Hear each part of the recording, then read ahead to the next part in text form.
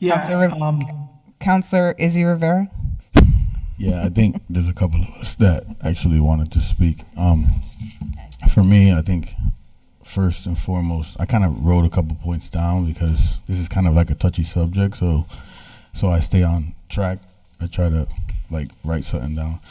But anyways, just like with the understanding that with the understanding and the intent behind the original resolution or the resolution, and originally, as stated, we were on the list of sanctuary cities.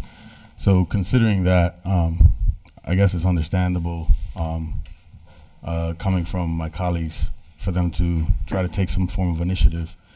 But I'd have to say that I cannot support a measure that politicizes public safety or diverts our police from the core mission in protecting the people of Holyoke. Our officers are here to serve this community, not to act as agents of federal immigration enforcement. And I understood, and I'm glad that Chief Keenan put that statement out because it literally clarifies and lays out what their role is. Their duty is to respond to local issues, keeping our streets safe, addressing quality of life concerns, of which we all know we deal with on a day-to-day basis. They know perfectly well what they're dealing with on a day-to-day basis with our quality of life concerns in Holyoke. And building significant trust with every resident. Something like this kind of puts a wedge in this trust.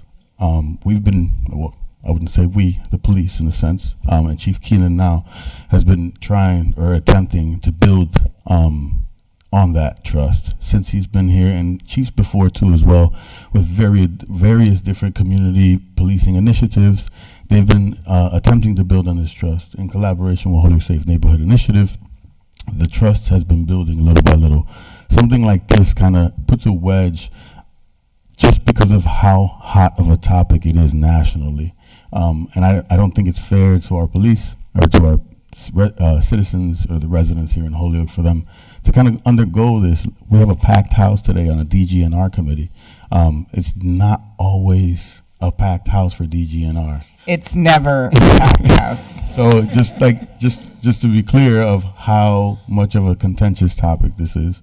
But when we introduce fear or confusion into the relationship, we make our city less safe and not more safe. And for the police officers, we make their job a lot harder, just for them to be out and be present in the community. As Councilor Jourdain stated, and as the mayor has stated, Chief Keenan has stated, Holyoke is not a sanctuary city, and the resolution changes nothing about the fact.